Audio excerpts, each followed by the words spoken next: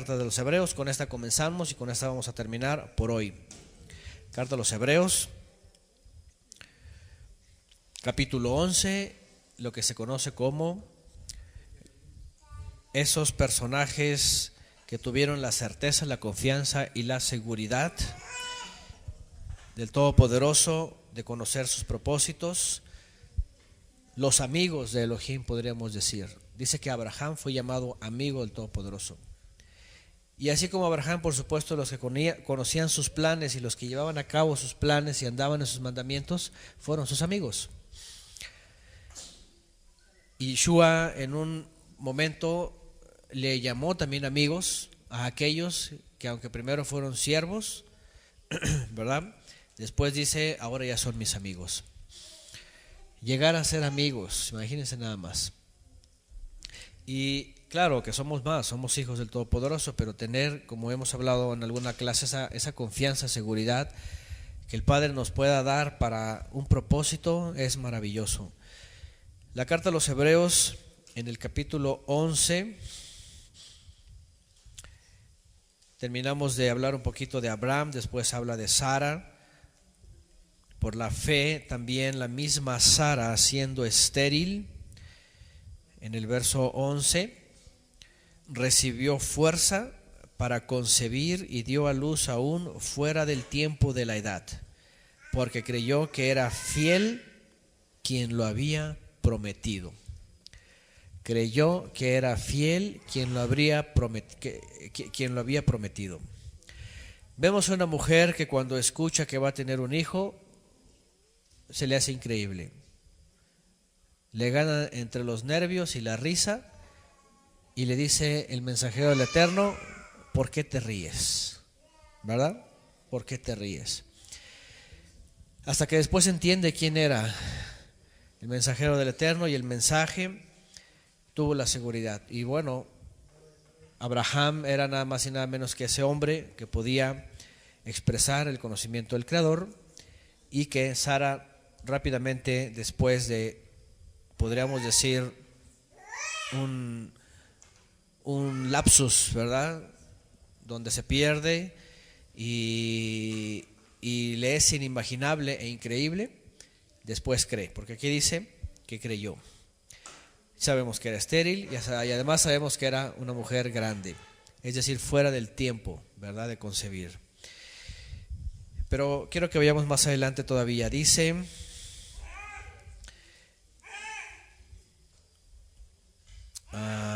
11 leí y dice en el 12, por lo cual también de uno, y ya casi muerto, salieron como las estrellas del cielo en multitud, y como la arena innumerable que está a la orilla del mar.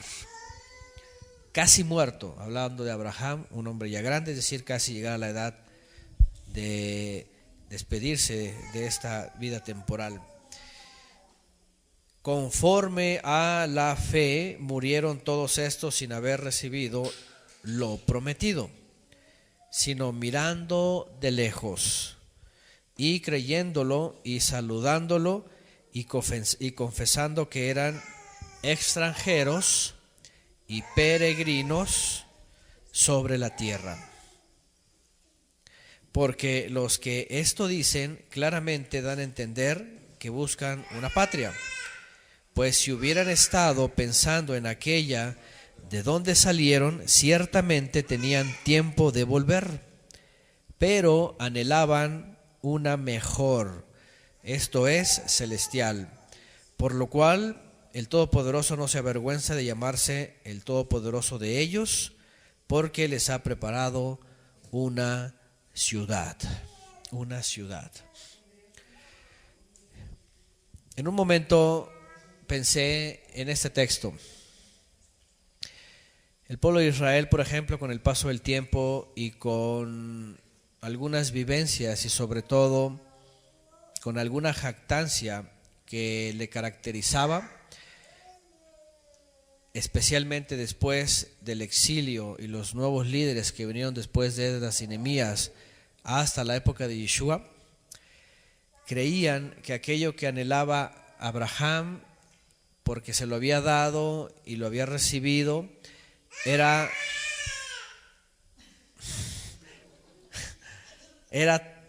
todo y era la plenitud. Me llama la atención mucho que el pueblo de judío, o el pueblo de Israel, hablando del judaísmo del primer siglo, tenía mucho celo de sí mismo, del creador de la Torá, de sí mismo, de la religión, de los patriarcas, de los ancianos, de los Nasim, todos, de los jueces, de los príncipes. Era un pueblo pues ya milenial, ya a más de 1000 años, desde que, ¿verdad?, crece en Egipto y sale como pueblo y sentían mucha pertenencia, por supuesto, al Creador, porque en hebreo aparece Am Segulá Israel, el pueblo de mi propiedad, Israel, hablando de que era el pueblo que el Eterno había tomado para sí. Y todos ellos tenían, sí, la seguridad, la confianza, igual con toda la religión, pero sabían ellos que el Todopoderoso, aún con sus transgresiones, tenía una promesa de redención.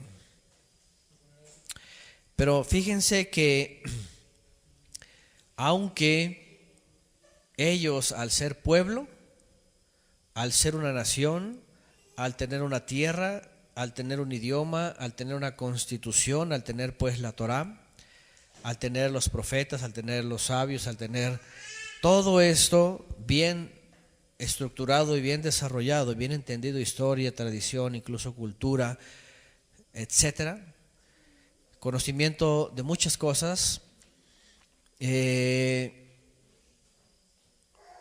Abraham, Isaac y Jacob no habrían estado tan seguros de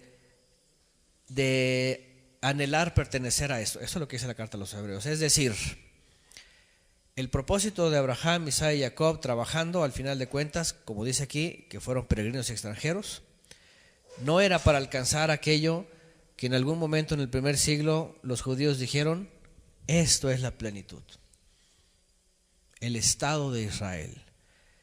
Hoy día hablamos del Estado de Israel, pero en el primer siglo era el Estado de Israel, ya existía un Estado de Israel.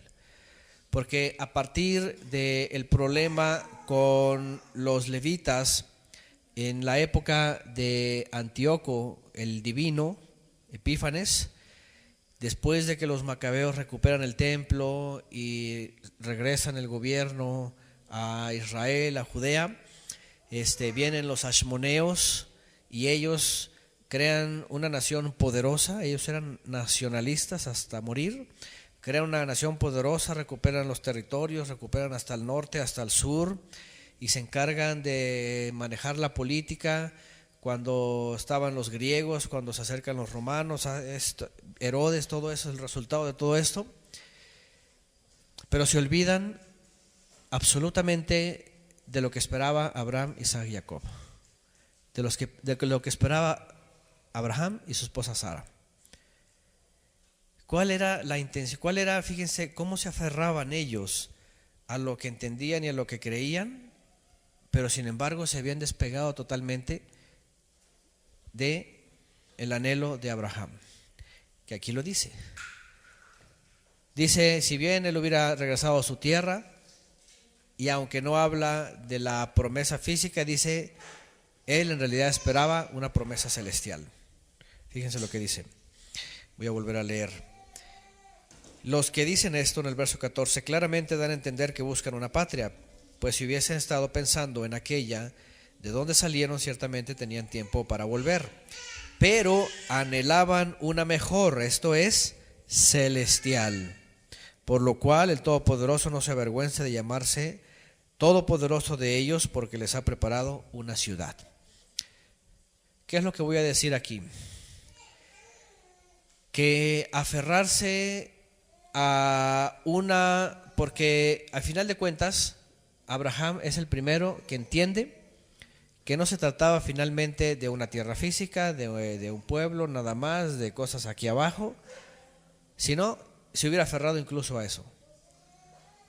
Ya con la gente que tenía, ya con los 2 hijos que tenía y que estaban creciendo, simplemente hubiera dicho, aquí es, vamos a empezar a conquistar, a ver cómo le vamos a hacer, vamos a tomar la tierra, vamos a luchar con los cananeos, ¿verdad? Si fue y estratégicamente sacó a Lot, ¿verdad? ¿Se acuerdan que estaba ahí preso Lot, ¿verdad? Después de la guerra de los reyes que vinieron de Caldea y en Sodoma y Gomorra y todo este asunto, lo libró.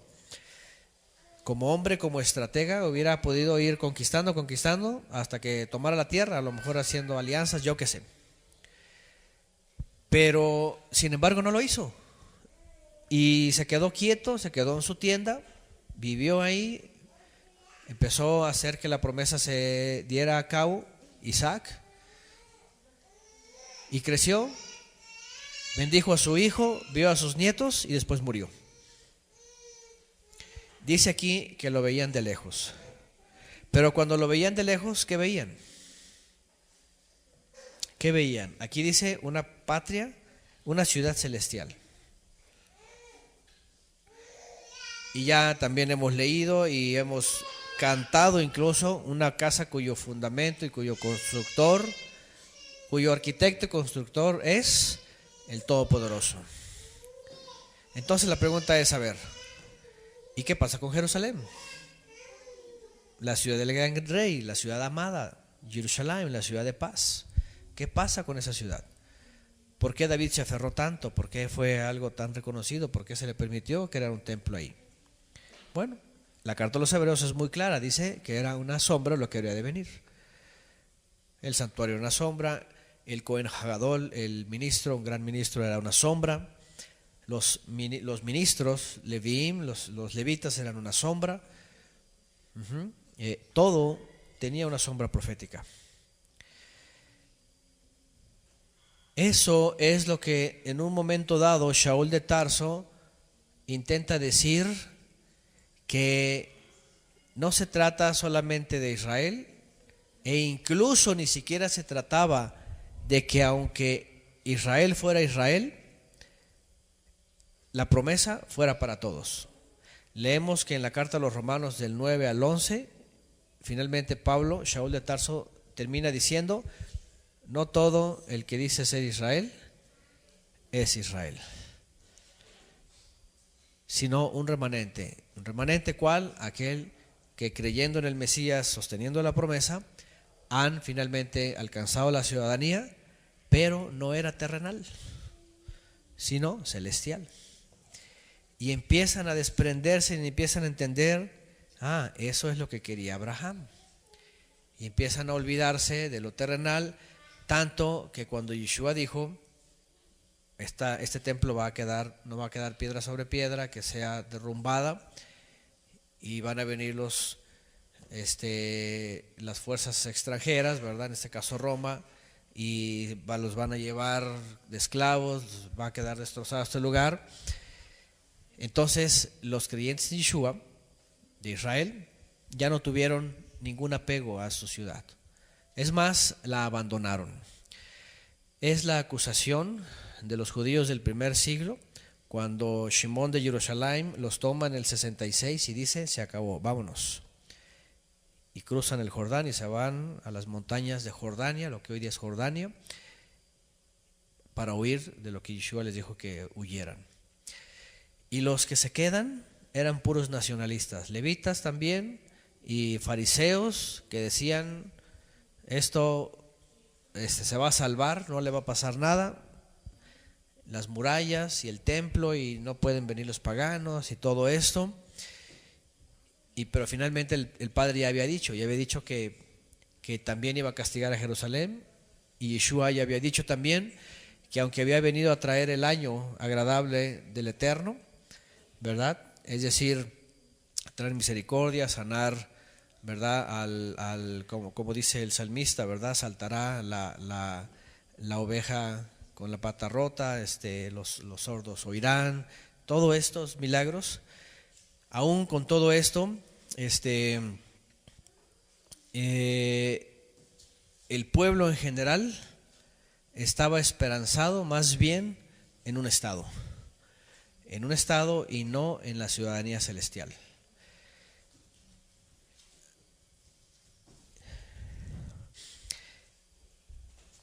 Y además, no solamente esto, dice, además, conforme a la fe, murieron todos estos sin haber recibido lo prometido, sino mirándolo de lejos y recibiéndolo y saludándolo y confesando que eran extranjeros y peregrinos, ¿qué dice?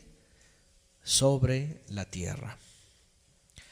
Mirándolo y saludándolo de lejos. Porque hablando de Abraham estaba muy lejos. ¿Cuántos años estaba lejos de Abraham?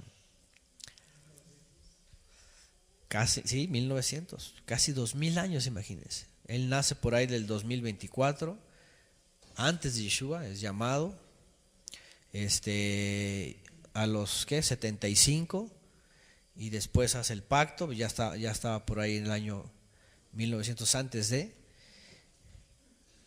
lejos, muy lejos. Ni siquiera en la época de los profetas, después del exilio, estaba tan cerca. Tenían que pasar 400 años para que llegara. Y aún así lo estaban viendo lejos.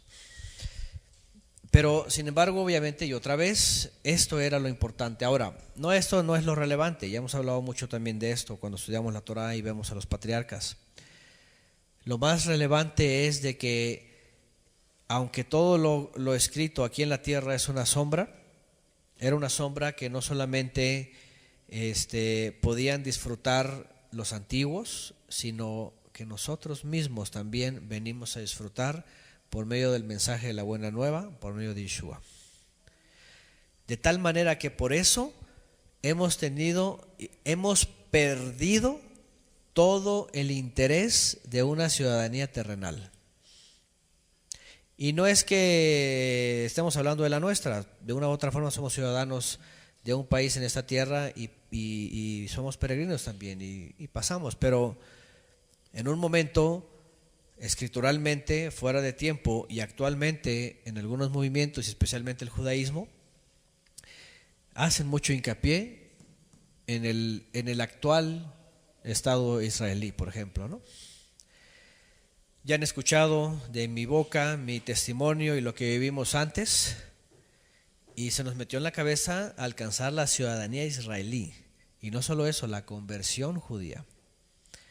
La conversión judía, el acercamiento al judaísmo, la práctica del judaísmo, porque decían, bueno, pues es que es el hermano mayor, ellos están ahí, que el judaísmo, que esto y que el otro, ¿verdad? La sinagoga, los rezos, el sidur, el tefilín, las filacterias, pues, la mesuzá, la kipá, todo este asunto. Y vean el error y el engaño tan sutil de Satanás. Creernos hacer otra vez que todo se trata de una ciudadanía terrenal. Y entonces viene todo este asunto y bueno, se desconocen todo lo que pasa, incluso algunos de ustedes a lo mejor pasaron por ahí, no sé si todos, creo que todos, por el mesianismo, por cosas del Estado de Israel y que conversión y que Israel, la aliyá, y uno se está a punto de irnos en un momento. Pero miren cómo uno puede perder rápidamente el suelo. ¿Sí? Más atención a lo actual, a todo lo que pasa allá, a lo que dicen que son, y el modelo de Abraham perdido, se lo llevó el viento. ¿Se dan cuenta?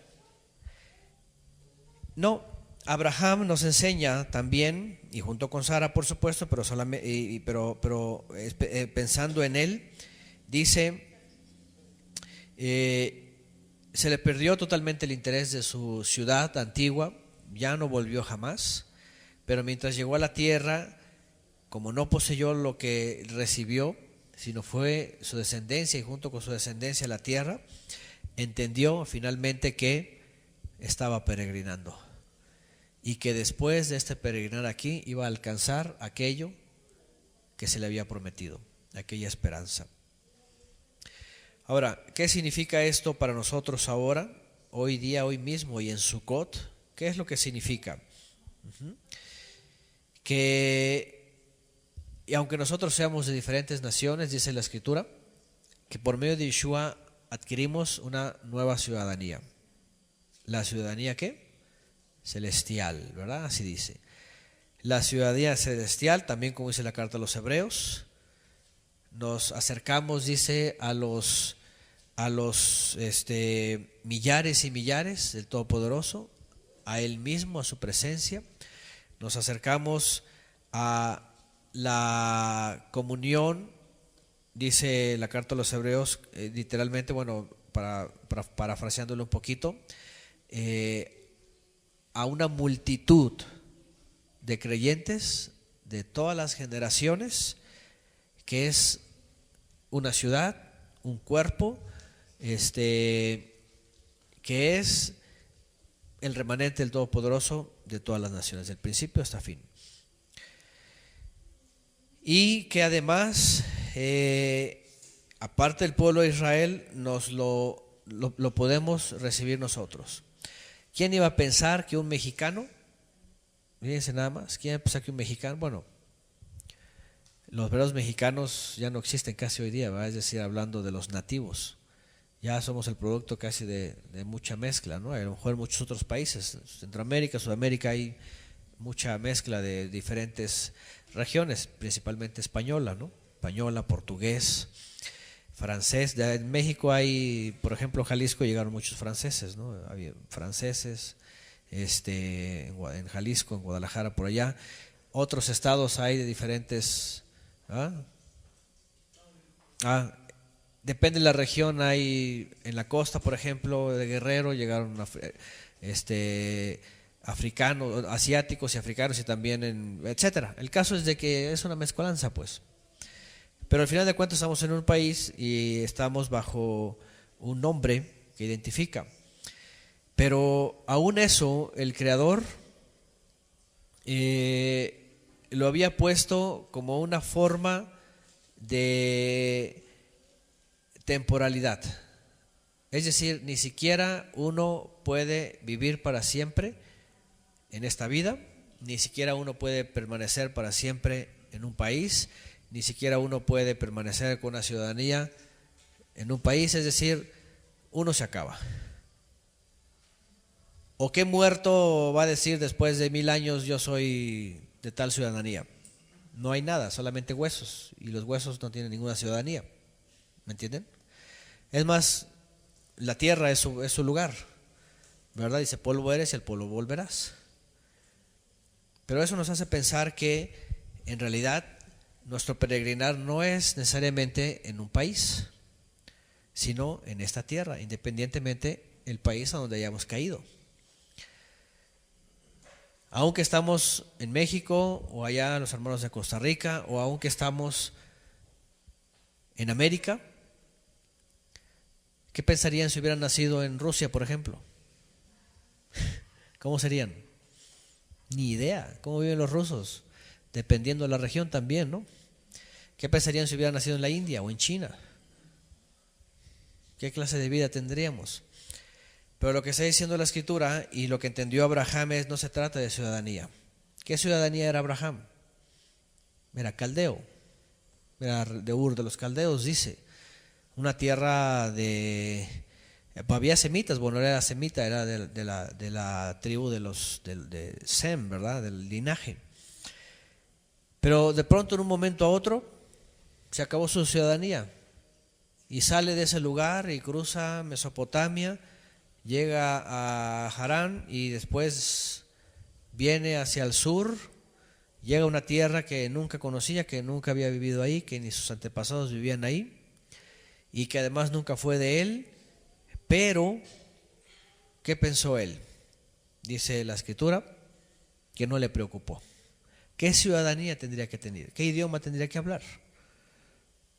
¿Con quién se tenía que poner a cuentas?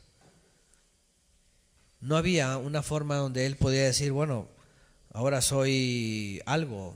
No, él como que llega, se establece y como que el mundo no le importa. En un momento dado no le importa, simplemente él es un individuo del Todopoderoso, ¿cierto? No hay fronteras para él, es más, la tierra es simplemente un lugar de paso. Eso es a lo que iba, eso es lo que nos va a enseñar. Ser peregrinos y extranjeros ser peregrinos y extranjeros en esta tierra después nos lleva a preguntar entonces de dónde venimos, ¿cierto? Entonces, antes de aquí, ¿de dónde estábamos? La verdad es de que perdimos la ciudadanía en el momento que caímos en esta tierra, independientemente del país, de la ciudad, del pueblo, de la localidad en donde hayamos crecido, nacido y crecido. En realidad, no importa. No importa. Lo que importa es de que a donde caímos ya habíamos perdido una nacionalidad. Y esa es la celestial. Porque todo el contexto de la Biblia es eso. Cuando dice que él sabía que era peregrino y extranjero, ¿qué significa? Que no pertenecía a esta tierra, dependientemente del lugar donde nació y en el lugar en donde murió. No pertenecía a esta tierra. El punto aquí entonces es que hay, otra vez, como lo estudiamos recientemente, algo que el Creador hizo con su amor para auxiliarnos, para ayudarnos a salvarnos, para introducirnos a el arca, al cuerpo del Mesías, lo que estudiamos antes, para usarnos como piezas en un muro, como engranes en una maquinaria, como vimos esas analogías, como una pieza en la azúcar, pero que es como un rompecabezas que está volviendo a armar, en donde empezamos a ver que cuando se empieza a armar, vemos en donde realmente pertenecemos, que es en los cielos. Y bueno, en Sukkot el anhelo es ese. Fíjense, el otro día pusimos un ejemplo y dijimos que cuando un ciudadano, por ejemplo aquí en México, la Constitución, ¿verdad? Tiene como consecuencia a alguien que traiciona la patria, por ejemplo, ser expatriado, pierde su ciudadanía, ¡pum!, vámonos para afuera. Pierde su ciudadanía, ¿a dónde va a llegar? Si alguien pierde su ciudadanía, ¿a dónde lo van a lanzar? Tiene que salir del país. ¿Y va a salir a dónde? A donde lo reciban, ¿verdad? Básicamente, alguien que le dé asilo político y le digan, bueno, pues vente para acá, ¿no? Por ejemplo, ese individuo que fue calificado como traidor de su nación, Assange, Snowden también, o cuál fue, los dos, ¿no? Pero bueno, Snowden fue el que la justicia estadounidense lo persigue, ¿no? Y ya a él ya básicamente lo quieren recibir para, pues ya no sé qué delito, o más bien que, sí, pero no sé qué le van a aplicar, si es expatriado o cadena perpetua o, ¿sí?, cárcel, nada más. Depende del país. Bueno, estamos hablando de la persona que sea calificada como traidor a la patria y lo expulsan de su patria.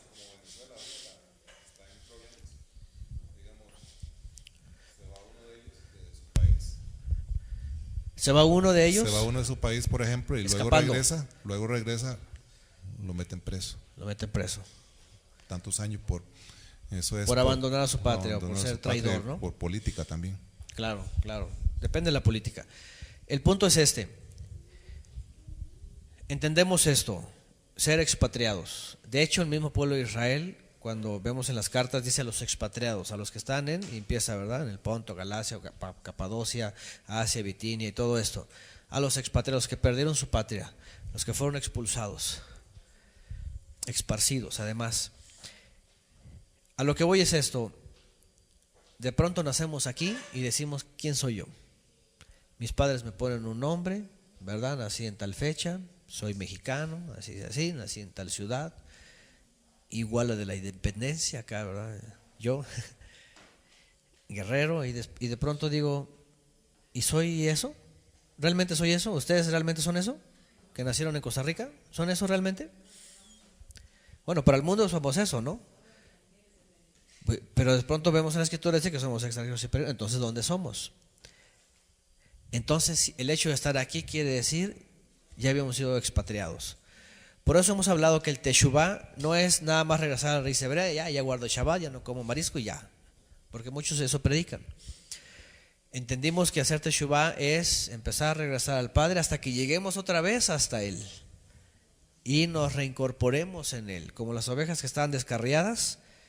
¿Cuándo vuelve a ser de la pertenencia del redil? Pues obviamente hasta que se vuelve a meter al redil y está otra vez bajo el cuidado del pastor. Mientras tanto está fuera de y está peligrando. Abraham llegó entonces a conocer y a saber definitivamente que cuando llegó aquí era un plan, lo vio hacia el futuro y dijo, está muy lejos, pero entonces ¿para qué yo me esfuerzo aquí en figurar como un ciudadano de este mundo? Salió de su tierra, llegó a Canaán, adquirió una propiedad para enterrar después a Sara, puso su tiendita y ahí se la pasaba. Si tenía que salir, bueno, cuando va a Egipto va, después regresa y anda con sus tienditas y tan. ¿Por qué? Porque llegó a decir finalmente, estoy cumpliendo un propósito aquí en esta vida, pero ¿de qué me sirve si estoy de paso? Y entonces se ocupa más bien en ese de paso y en esa ocupación que está acá de hacer lo suficiente para poder alcanzar la patria celestial. La Escritura finalmente dice que todos van a tener un destino final, o alcanzar la patria celestial, que significa la salvación eterna, finalmente regresar, reincorporarse al Todopoderoso en los cielos, delante de sus ángeles, o ¿cuál es la otra? Perder absolutamente no solo la ciudadanía, sino toda la vida. ¿Se dan cuenta? Ser expatriados o ser expulsados del reino celestial. Eso mucha gente ahorita no lo percibe, hasta lo agarran de broma y sí, vámonos al infierno y no sé qué, y empiezan con cosas así de que ya pura vida, ¿verdad? Y pura fiesta. A veces la gente suele decir esas cosas.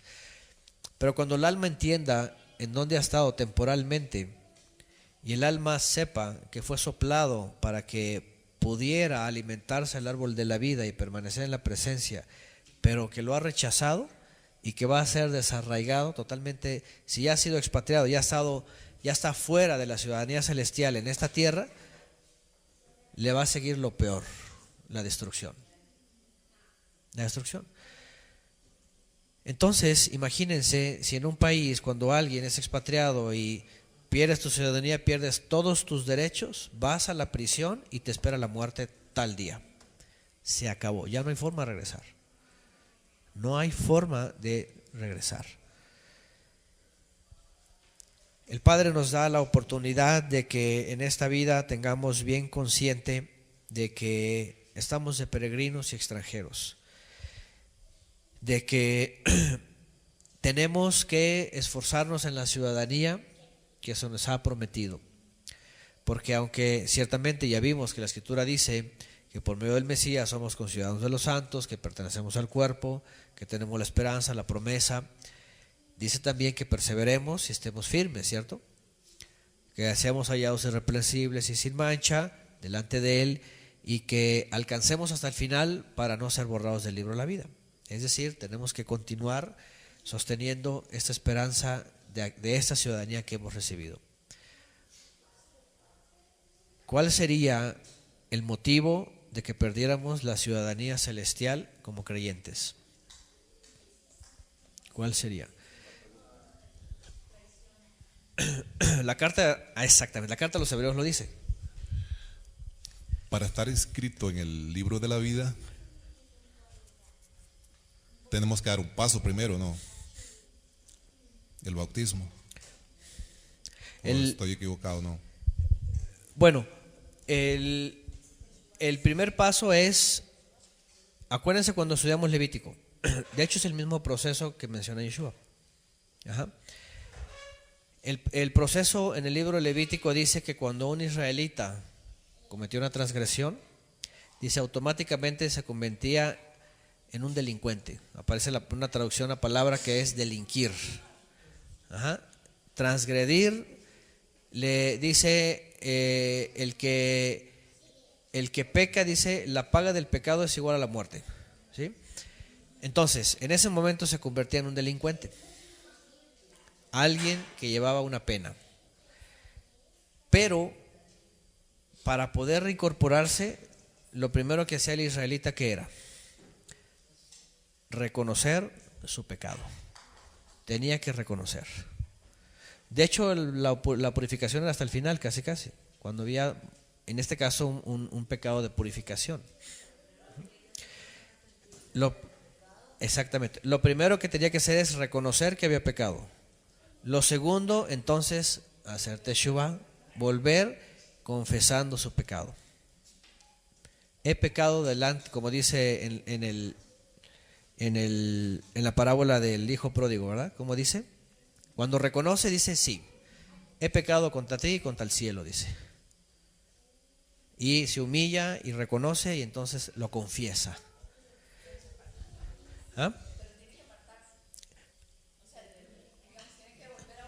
¿Ah? Por supuesto, sí.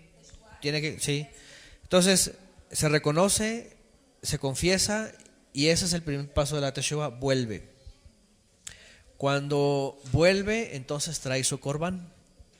En el templo siempre traían algo para poder volver. Ajá.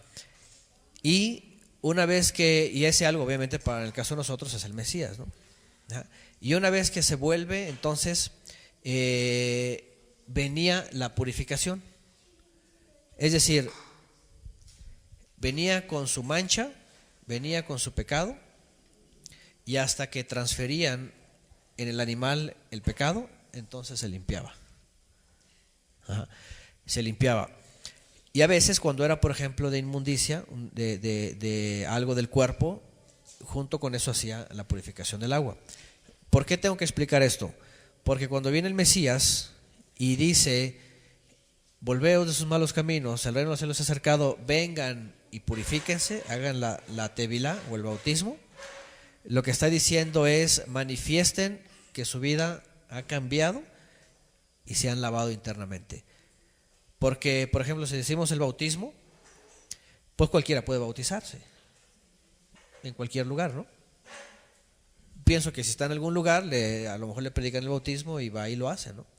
Es más, la Iglesia Católica, para sustituir la circuncisión a los 8 días del nacido, los meten a la pila bautismal y dicen, ya cumplió con el pacto. ¿Ah? O les echan agua, por ejemplo, los presbiterianos. Los presbiterianos predican lo que se llama el bautismo de... Hay uno que es aspersión, derramamiento, inmersión, hay diferentes, ¿no? Y creen que ya está lavado el pecado original, es lo que dicen ellos. ¿Ah? Pero no, el proceso de teshuvah comienza con el reconocimiento de que hay una vida de transgresión. Y entonces viene la confesión, viene el acercamiento, por eso viene karab, acercarse, de donde viene korban, que se traduce como sacrificio. La palabra en realidad es korban, es acercarse, otra vez regresando. Y cuando se transfiere en los pecados al animal, ahí viene la purificación. ¿Ah? El bautismo, en el caso del agua, es la representación de la purificación interna, en este caso por medio del Mesías. Cuando hace efecto el perdón, el arrepentimiento, pues, y el volver, dice que hay un lavamiento interno. Un lavamiento interno. Ahora, yo les preguntaba, ¿cuál es el único motivo que dice la Escritura que se puede perder la ciudadanía celestial? Transgredir voluntariamente. La carta a los Hebreos, de hecho, eso dice, ¿no? En Hebreos, ¿qué dice? Capítulo 10, verso 29. Aunque Yeshua pone un motivo muy fuerte, dice la blasfemia en contra del... Dice, ese no se puede perdonar. No hay perdón.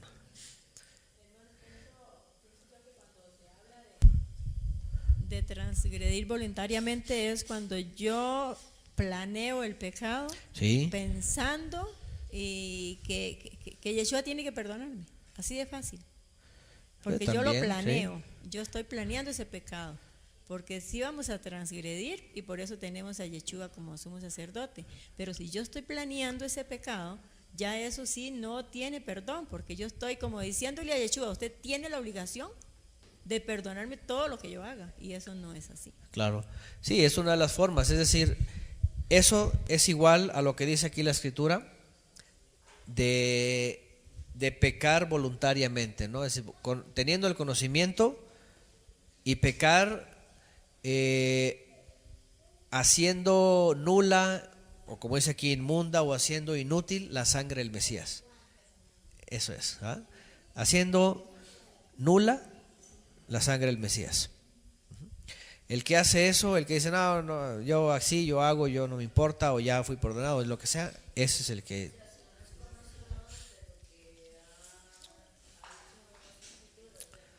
Sabe uno que en las escrituras dice cómo es que debemos de vivir Así es, sana y piadosamente, sí, y nosotros aún con ese conocimiento nos vale nada el decir, no, ¿qué importa? Yo voy a ir a hacer prácticamente lo que el mundo nos ha enseñado. Y regresamos de nuevo como el cerdito al charco. así es. Prácticamente estamos invalidando, estamos despreciando, estamos menospreciando el sacrificio que hizo Yeshua por cada uno Así de es. nosotros. Que es el Corbán, es decir, la forma de acercarse es el Mesías, ahí está. Pero el momento que alguien dice, no, no me interesa, o no, lo hace nulo, pues, y vive su vida desagradando, vuelve su vida, como dice la Escritura, la perra vuelve a su vómito y la puerca a revolcarse en el lodo, eso es. ¿Ah? Eso es abominable, eso será hacer inmunda la sangre del Mesías, ¿no? Hacer nula. Ahora, obviamente, Yeshua también llega un momento donde dice la blasfemia del Ruach HaKodesh, es lo mismo, es despreciar, afrentar o menospreciar la presencia divina para generar un propósito en nuestra vida. Entonces, negarlo o impedirlo o reconocerlo es blasfemia. Al final de cuentas, las dos cosas son lo mismo. Es una rebeldía declarada. Es lo que se conoce en hebreo como pesha. Pesha, porque acuérdense que hay 3 palabras que regularmente en la Biblia traducen todas como pecado, y no todas significan pecado. Pesha, Avón y Hatat. A ver, micrófono. Por favor. Eso, ahí está. Muy bien, gracias por la asistencia. Adelante. Sí. De hecho, en Hebreos 6:4 también dice, pues es imposible lograr que vuelvan a arrepentirse los que una vez fueron iluminados, aquellos que experimentaron las cosas del cielo y fueron partícipes del Ruach, que saborearon la bondad de la palabra del Eterno y el poder del mundo venidero, y que luego se alejan del Eterno. Es imposible lograr que esas personas vuelvan a arrepentirse al rechazar a Yeshua.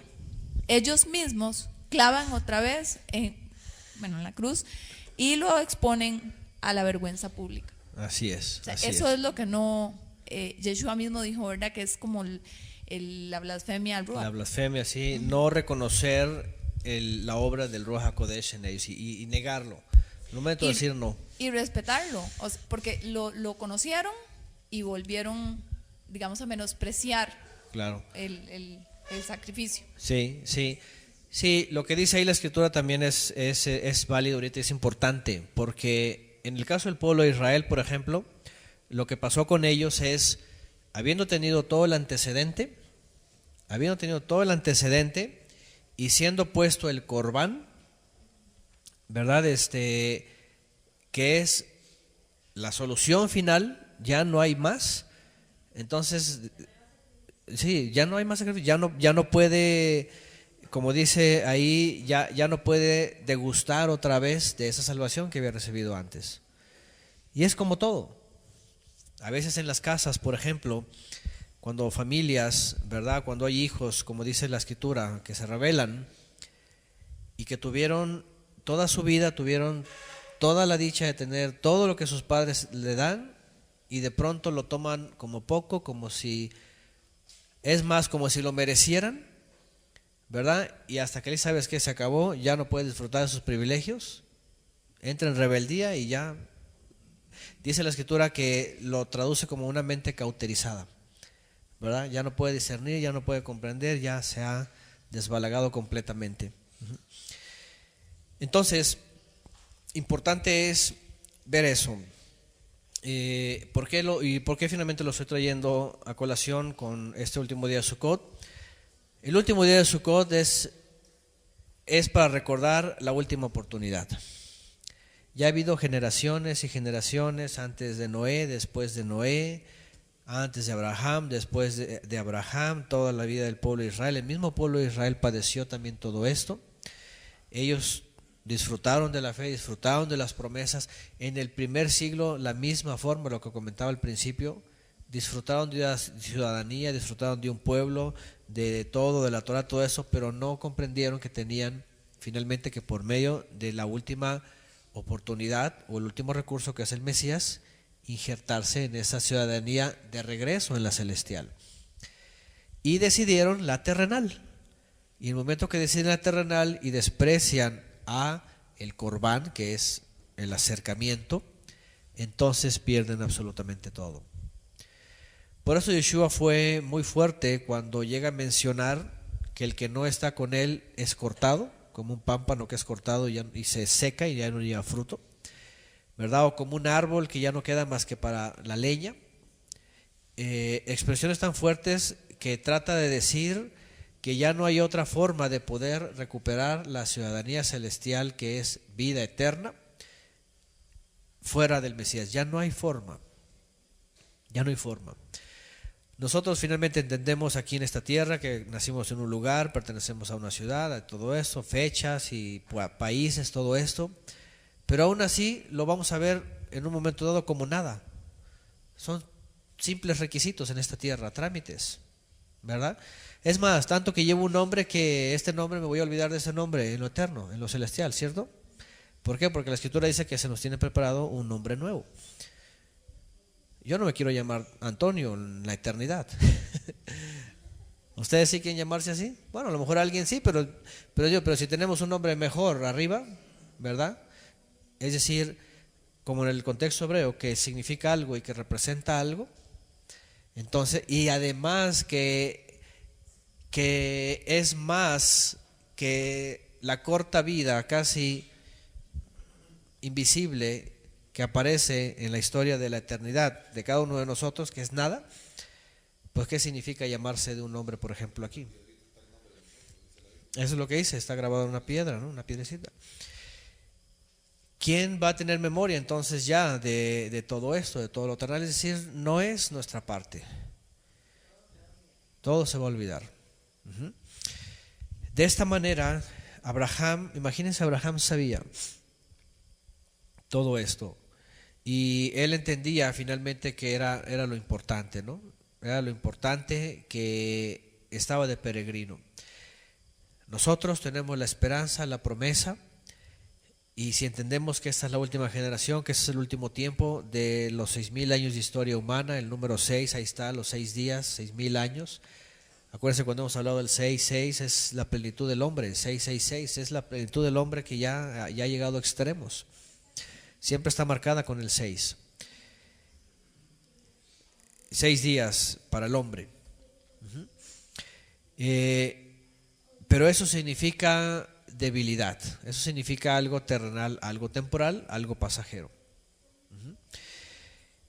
Entonces, en este último día de Sukkot, aunque no es el último día de la gran fiesta, por supuesto, el último día de Sukkot es el séptimo, que ya está entrando ahorita, pues recordamos esa frescura en la mente de Abraham, como hemos estudiado antes, y me llamó la atención mucho como hemos estudiado antes lo que estudiamos antier de Balaam. Dice que era hombre de ojos abiertos, ¿verdad? En el contexto hebreo, y según el contexto lo que se refiere es entendido proféticamente, ¿verdad? Comprendido en los misterios del Eterno y conocedor del Creador.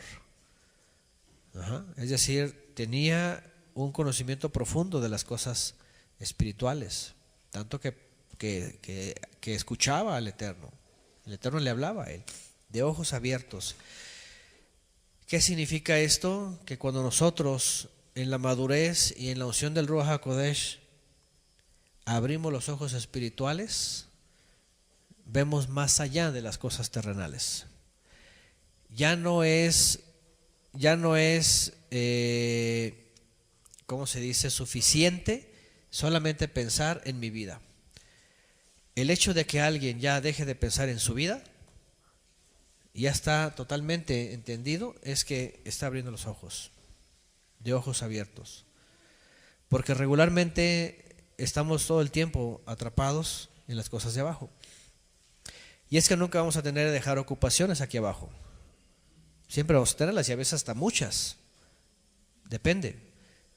Pero eso no significa que tengamos que estar nuestros ojos abajo, nuestra mirada abajo. Es decir, piensen en Abraham. Tenía gente, tenía ganado, tenía cosas, era un hombre próspero, acá abajo tenía todo. Pero de pronto yo me lo imagino que se sienta en su tienda y empieza a contemplar al Todopoderoso. Cómo es, qué es lo que quiere, qué es lo que espera, en dónde está. Imagínense que voltea a ver su tienda y dice, pues qué bonita tienda, pero no me la voy a llevar. Qué bonita tienda, pero es pasajera. ¿Me entienden? Es esto, que Abraham empieza a pensar en esas cosas, y yo creo que le llevaba mucho tiempo meditando en el Creador. Y había cosas aquí abajo en la tierra, pero no necesariamente tienen que llenar nuestra mente.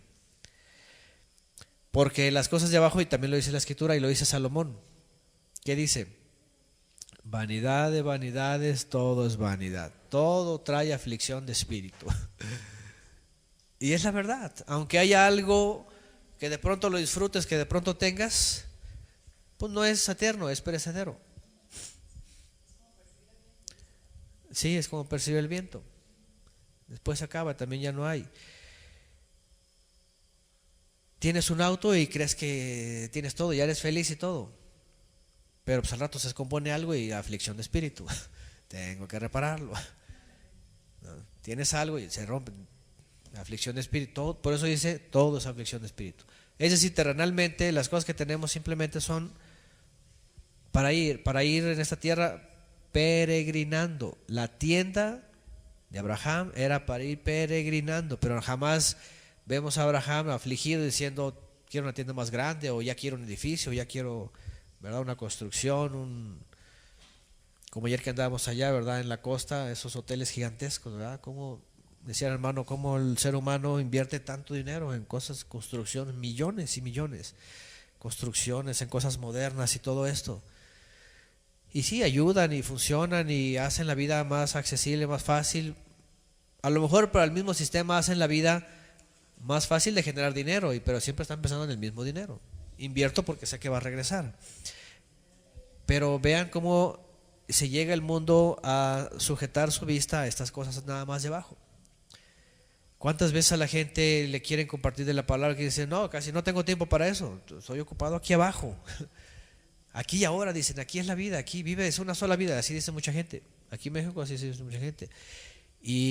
Pero resulta que vemos a estos hombres y con esta seguridad, fidelidad, confianza, que no están preocupados por las cosas de aquí abajo, las dominan.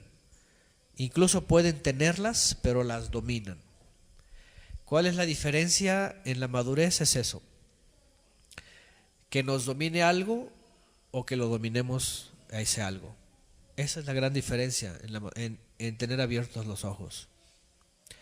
¿Sí? Todo, cualquier cosa.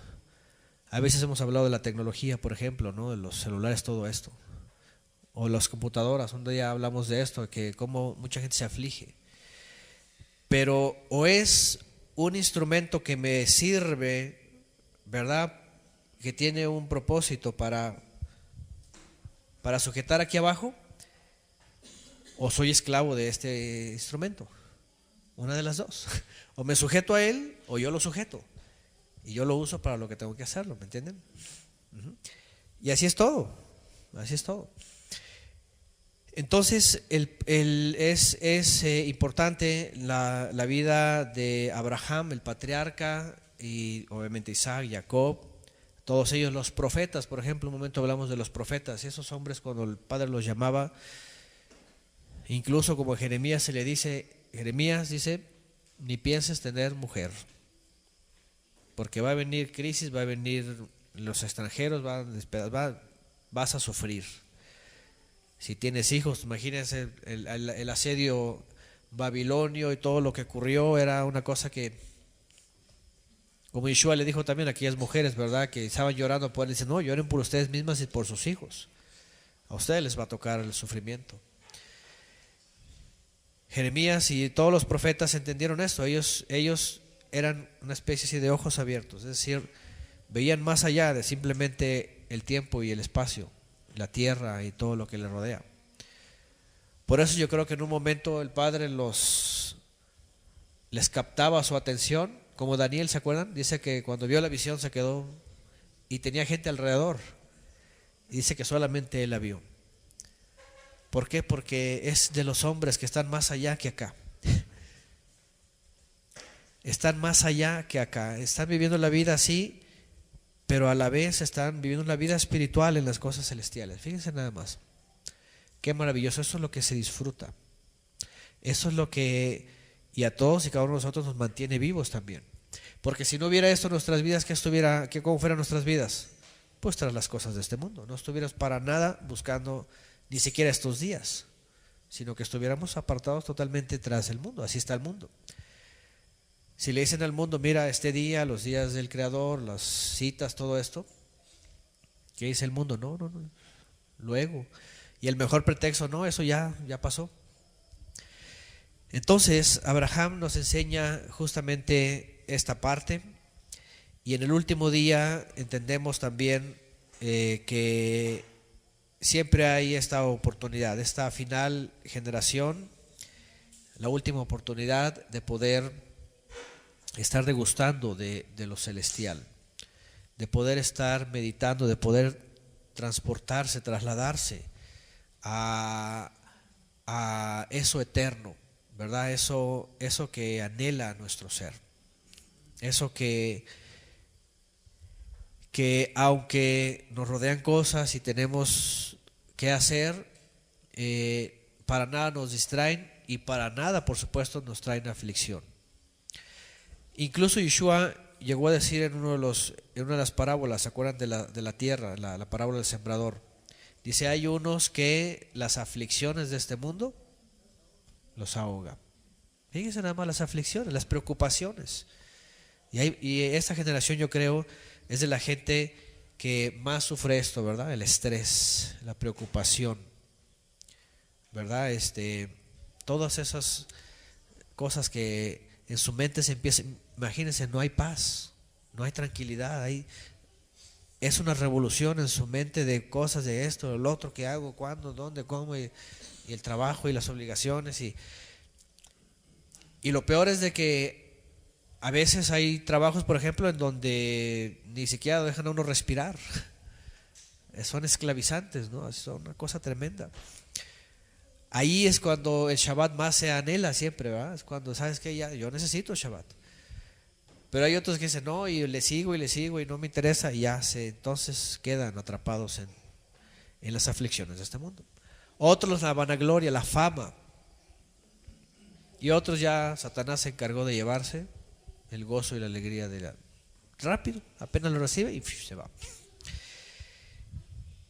El patriarca entonces nos está enseñando que aunque estamos pues en esta tierra, aunque podamos tener una ciudadanía, y hablando de los hermanos que son de Costa Rica, hablando de los hermanos que vienen de El Salvador mañana, Antonio y su esposa, hablando de nosotros los mexicanos y de todos los hermanos que nos escuchan en todos los lugares en la tierra, con todo y eso, la ciudadanía que adquirimos es la que nos ocupa. El cuerpo del Mesías, la congregación de todos los llamados a ser santos, es lo que nos ocupa. Y tanto que cuando estamos así no hay ciudadanías, ¿verdad? Hay un cuerpo, hay una familia de la fe. Y esto es lo que finalmente va a resultar siempre y cuando, como dice la carta a los Hebreos, no perdamos nuestra patria celestial. Estamos llamados a perseverar, a sostenerlas para que no seamos borrados del libro de la vida en aquel día. Estamos llamados a perseverar, a, como dice Shaul de Tarso también, irreprensibles y sin mancha también, y a disfrutar también de esa ciudadanía, ¿por qué no? Porque ya podemos gozar de ella, ya cuando somos admitidos, nuestro trabajo es perseverar, pero ya nuestra recompensa ya es ser parte de los ciudadanos de los santos, miembros de la familia, ¿verdad? En donde dice, nos hemos acercado a millares de Malahim, a este lugar que es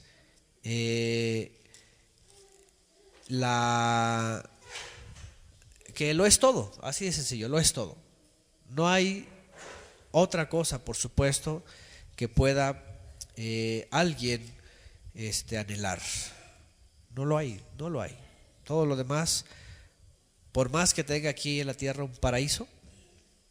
El otro día un hermano que estaba en la Florida, en Miami, me mandó una foto de una casa así muy bonita, así, una cosa maravillosa, rodeada de mar, palmeras, iluminación, todo, y yo me quedé así, ¿no? ¿Y eso de dónde será?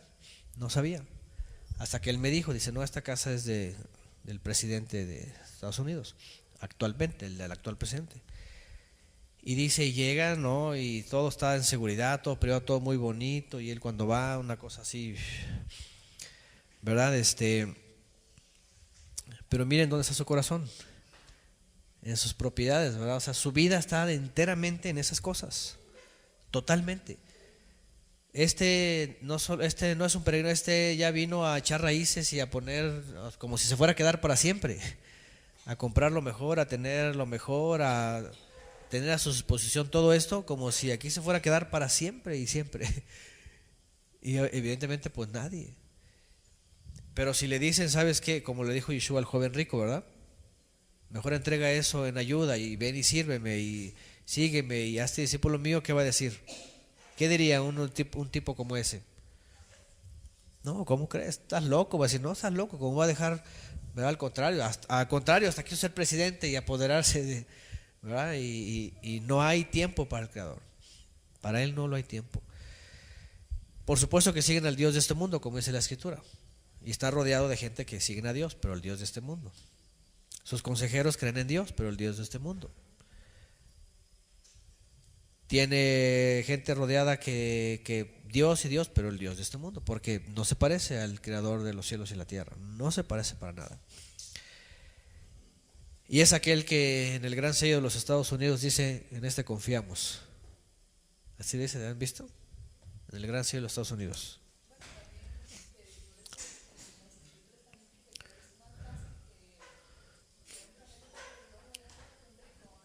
Entren en los cielos, sí, sí. Ese es el Dios sí, el Dios de este mundo, que es Mamón también, ¿no? Que le da al mundo entero, ¿no? Y Yeshua también lo dijo, ¿de qué le sirve al hombre ganarse todo esto? Sí, va a perder su alma, no tiene ningún sentido, fíjense nada más. Incluso estas cosas aplican en la vida, ¿no? Aplican mucho en nuestra vida, este principio aplica en muchas cosas. Podemos aferrarnos y estar ahí en algo y estamos perdiendo lo que es realmente importante, ¿verdad? Entonces, en el último día de Sukkot, el día séptimo,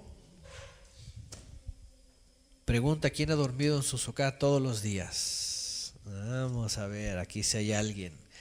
Aquí es requisito, para que se ganen es requisito. Mi esposa, no, pues. ¿Ya aprendió la Sukkot? Híjole, ya le había pedido a la hermana Umbelina. No es cierto. ¿Quieren la Sukkot hoy alguien? ¿De verdad? ¿De ustedes? Si alguien la quiere, ahí está, Ya dijo la hermana Umbelina. Se veía más animado. Ustedes como que estaban pensando.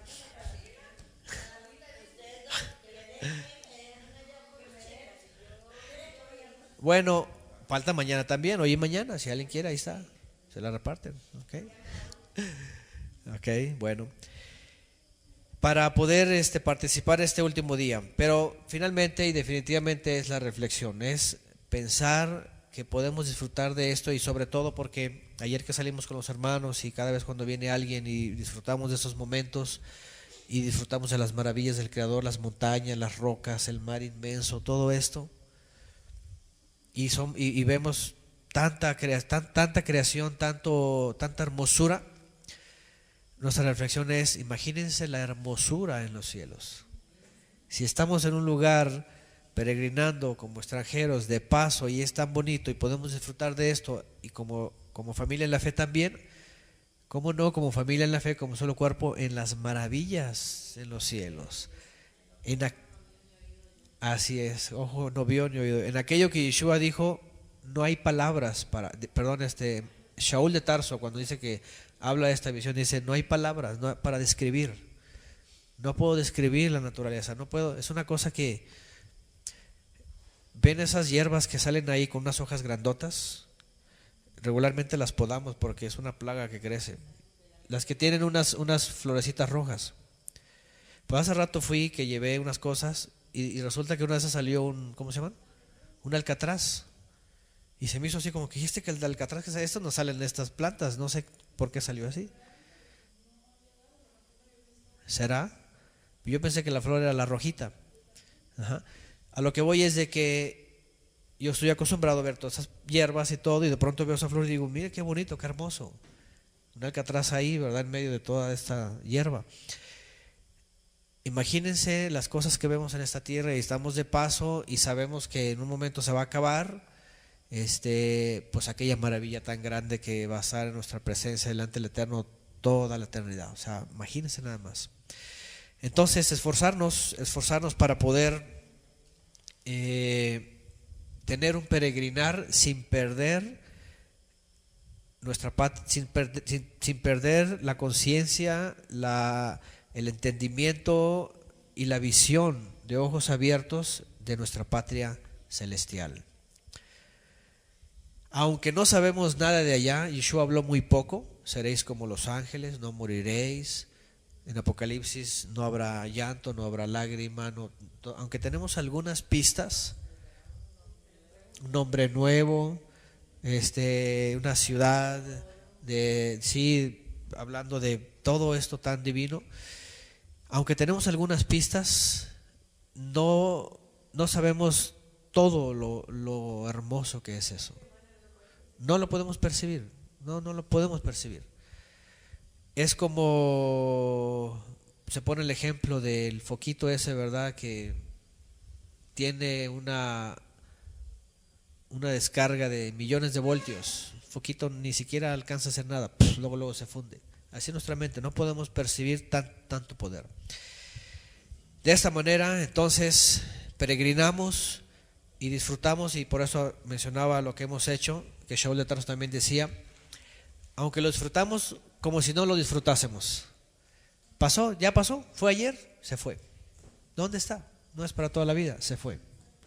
Nos llevamos bonitos recuerdos, todo esto, ¿verdad? Pero lo importante es lo que viene en el futuro, lo que viene en la eternidad, y eso en este último día de Sukkot vamos a reflexionar aquello que anhelamos. Peregrinamos en esta tierra, ni siquiera la ciudadanía aquí es permanente, sino que esperamos entrar en aquella tierra, en aquel día que obviamente el Mesías nos va a hacer entrar, como Josué hizo entrar a aquellos a la tierra. Yehoshua allá, Yeshua acá, nos va a hacer entrar a la herencia eterna celestial en aquel día. Gracias Todopoderoso, porque nos enseñas, Padre, que nos has dado alegría, sí, nos has dado cosas bellas, nos has dado vida también, salud, bendición, muchas cosas. Otras las carecemos, ciertamente padecemos. Este cuerpo pasa, se destruye y se va acabando. Sí, nos dolemos, tenemos muchos malestares tal vez, pocos, los que sean, pero también eso nos hace entender, Padre, que ningún esfuerzo humano, ni siquiera aunque sea las personas, puedan usar toda la tecnología y toda la ciencia. Nada se puede comparar absolutamente con la grandeza de la patria celestial, lo eterno, lo maravilloso, aquello que ningún ser humano puede definir, ni lo puede concebir, ni puede hablarlo. E incluso alguien que lo vio se quedó mudo, es decir, no pudo describirlo, no pudo saber tanta maravilla. Padre, gracias porque tenemos esa esperanza, esa promesa, porque tenemos esa alegría también y ocuparnos, esa forma también para mantenernos ocupados, sostenidos en la roca que es Yeshua, en la perseverancia, para que nuestro nombre no sea borrado del libro de la vida, sino que sea siempre confirmado a través de el resultado, Padre, de una vida cambiada todo el tiempo. Gracias, Padre, por este último día de Sukkot, que nos permitas, Padre, gozarnos y cerrar mañana en el gran día de la fiesta, recordando esas aguas vivas también que dan vida para poder para poder saciar nuestra sed y en este desierto que caminamos y transitamos, estemos saciados hasta aquel día que finalmente nada nos faltará, aquel día de la redención.